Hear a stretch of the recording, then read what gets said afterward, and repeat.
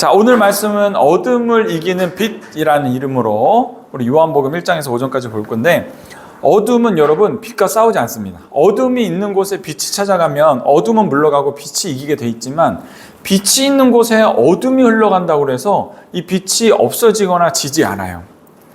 그게 우리 진리의 말씀이죠. 오늘 휴대폰에 빛이 들어와 있는 것을 말씀했는데, 밤에 불 꺼진 방에서 손전등을 켜본 적이 있잖아요. 우리는 자주 켜잖아요.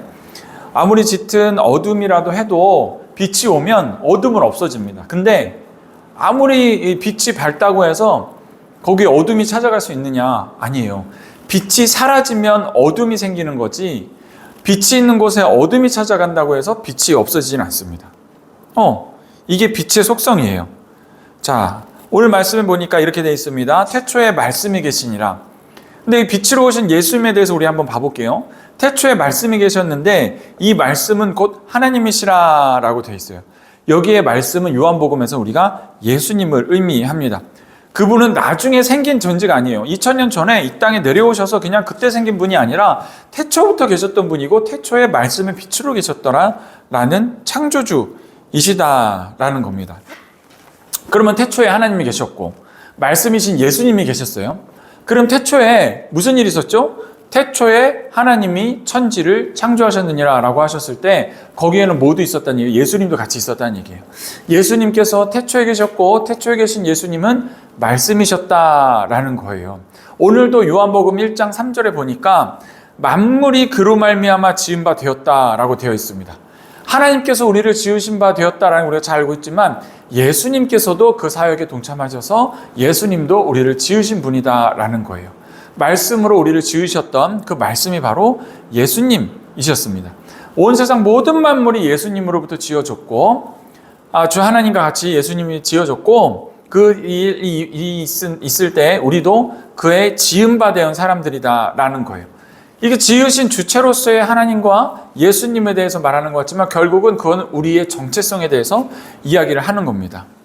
우리는 종종 이런 질문을 할 때가 있어요. 나는 왜 이럴까? 먹어도 왜 배가 고플까? 죄를 지어도 왜 또 죄를 질까? 우스갯소리로. 하지만 성경은 이야기합니다. 우리는 우연히 지어진 존재가 아니라 하나님께서 그 쏘임과 목적대로 창조한 작품이다라고 이야기를 하는 거예요. 우리 한 사람 한 사람에게는 하나님께서 만들어주신 고유한 달란트와 가치가 있습니다. 오늘 이 말씀 가운데 우리의 삶의 자리가 고유한 가치와 달란트가 있는 자리를 믿으시고, 그 자리에서 주님께서 원하시는 일들을 능히 해내시는 저와 여러분 되시기를 예수님으로 축복합니다. 아주 간단한 말씀이에요. 태초에 하나님이 계셨고 태초에 같이 계신 말씀이 계셨고, 말씀은 예수님이고, 그분께서 우리를 지으셨다면 하나하나의 그 하나님의 모습대로 하나님의 뜻한 바대로 지으신 사람들이다라는 것이 오늘 중요한 말씀이라는 겁니다. 자, 그러므로 우리를 결정하는 기준은요, 세상의 기준은 성적이 될 수도 있고 외모가 될 수도 있고 우리의 가치가 될 수도 있고 성과가 될 수 있습니다. 그러나 우리의 가치를 결정하는 기준은요, 하나님께서 우리를 지으신 분이 누구이신가를 알게 될 때 우리의 존재 가치가 확실하게 드러나는 거예요. 자, 하나님께서 우리를 어떻게 지으셨냐라는 것을 우리가 볼 수 있는 거죠. 예수님께서 우리를 만드셨습니다. 창조주 예수님께서 우리를 만드셨기에 우리의 존재 가치는 변하지 않는다라는 말씀입니다. 요한복음 1장 4절에 이렇게 되어 있어요. 그 안에는 생명이 있었으니 이 생명은 사람들의 빛이라 라고 말씀을 하시죠. 예수님은 생명이시고 그 생명은 우리의 빛이 되어 주십니다. 이건 단순한 위로의 말씀이 아니에요. 살아갈 힘, 생명이 그 안에 있다라는 말씀입니다. 오늘 우리가 이 말씀 가운데 우리의 삶의 빛을 발견하기를 예수님을 축복합니다. 우리가 지은 바 된 것, 우리의 창조가 된 것, 하나님께서 창조하여 주신 우리의 모습이 어떻게 우리 안에 작용을 하는가. 특별히 오늘 우리는 이 어둠과 빛이라는 것을 두고 우리가 개념 정리를 한번 해보는 시간입니다. 하나님께서 우리를 지으셨습니다. 우리에게는 각자 지으신 바대로 아주 도유하고 독특하고 아름다운 모습이 있습니다. 그걸 오늘 우리는 빛으로 표현을 할 거예요. 근데 이 빛은요, 스스로 어둠을 물리치는 힘이 있는 빛입니다. 우리 마음엔 그러나 빛만 있습니까? 우리의 생각엔 빛만 있습니까? 그렇지 않다라는 거죠. 우리를 둘러싼 어둠들이 분명히 있습니다. 이건 안 좋은 거니까 제가 한번 읽어볼게요. 끝없는 비교, 성적에 대한 압박, 성과에 대한 압박, 그리고 친구, 여러 이웃의 관계에 대한 관계 어려움, 미래에 대한 막막함, 죄책감, 이 어둠 가운데 우리를 둘러싸고 있는 것들이 있습니다. 그러나 이것을 물리치려면 우리는 어둠과 싸우는 일을 멈춰야 됩니다. 무슨 말이냐면 어둠 속에서 필요한 것은 조언이나 우리가 스스로 내야 될 힘이나 공부나 수양이 아니라 바로 뭐가 필요하다고요? 빛이 필요하다는 겁니다. 근데 그 빛은 이미 우리 가운데 숨겨져 있습니다. 하나님께서 우리를 창조하셨을 때부터 우리에게 이미 있는 것들이에요.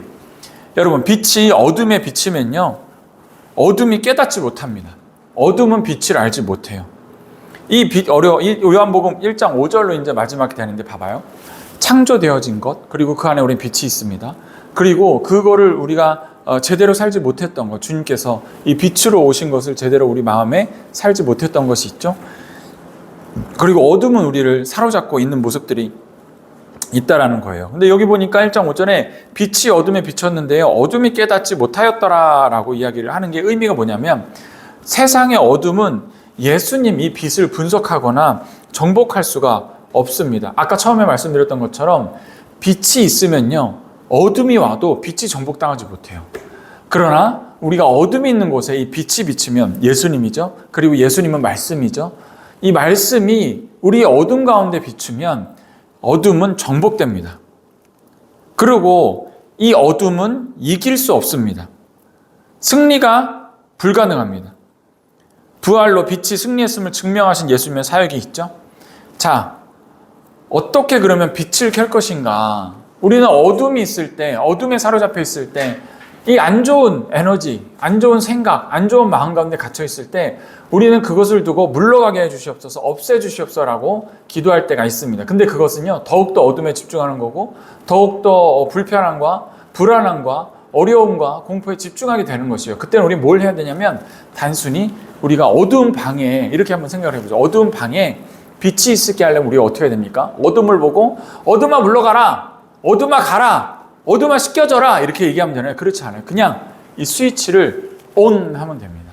스위치를 켜면 방에 있는 어둠이 물러가게 되는 거예요. 여러분, 어둠을 향하여 그걸 힘을 빼고 싸울 생각을 하지 마십시오. 어둠을 향하여 주먹질하며 싸우지를 마십시오. 단순히 스위치를 켜면 됩니다. 그럼 어떻게 스위치를 켜는 행동을 할 수 있는가라는 거죠. 자, 숨지 말고 드러내는 거예요. 빛 앞에 우리를 드러내는 거예요. 말씀 앞에 드러내는 거예요. 어둠은 혼자 있는 것을 좋아합니다. 불안과 죄를 숨기면 어둠은 더 커집니다. 예수님께 솔직히 말하는 거예요.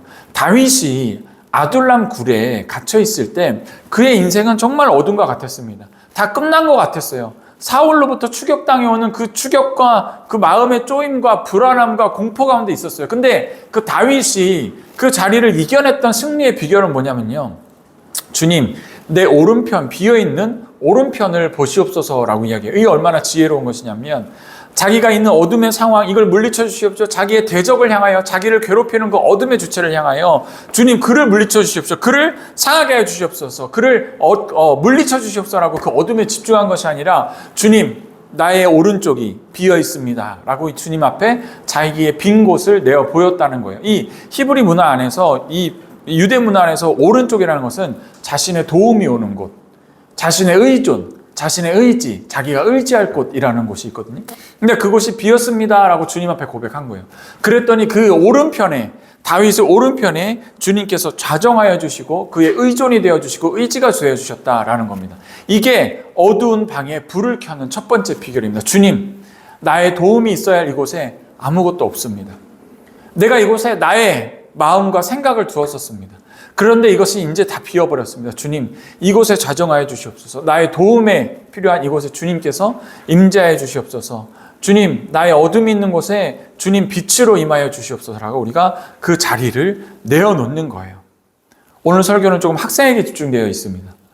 네, 마침 오늘 우리 설교를 듣는 사람이 학생이 있죠. 그래서 그 어두움이 있는 곳에, 우리의 도움이 필요한 곳에 하나님께 그 자리를 내어놓는 거예요.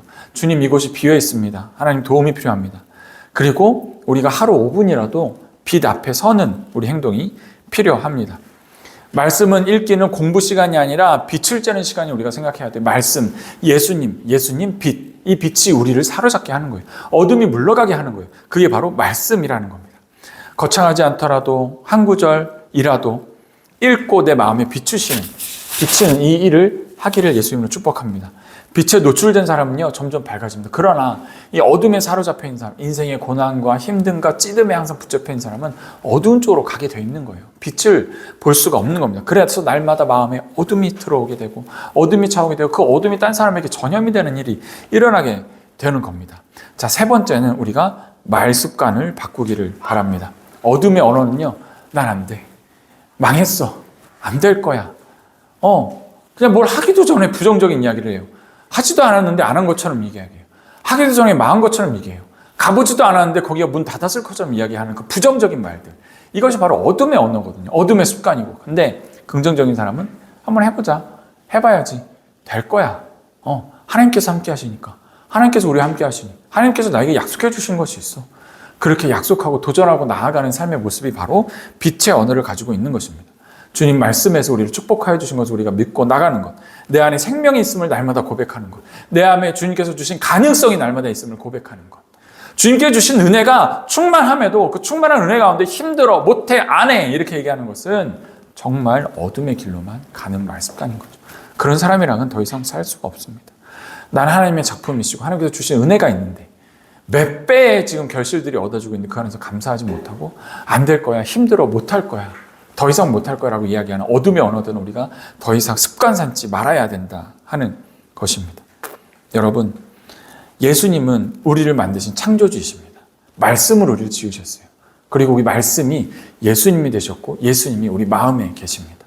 우리 마음은 빛으로 가득합니다. 그러나 우리는 자꾸 이 스위치를 끄죠. 스위치를 켜는 것을 우리가 주저하죠. 그것이 마치 내 삶에 뭔가 어려운 일을 가져오는 것처럼 생각을 합니다. 그러나 주님께서 우리의 마음에 말씀으로 오실 때, 말씀에 우리에게 비출 때, 우리가 비추는 말씀을 읽는 행동을 할 때 우리가 말씀을 읽는 것이 아니라 그 말씀이 우리의 인생을 읽게 되고 그 빛이 우리가 보는 것이 아니라 그 빛을 우리 보게 되고 빛이 우리를 보시게 되고 우리가 그 빛을 지키는 것 같지만 그 빛이 우리를 지키게 되는 일이 일어나게 됩니다.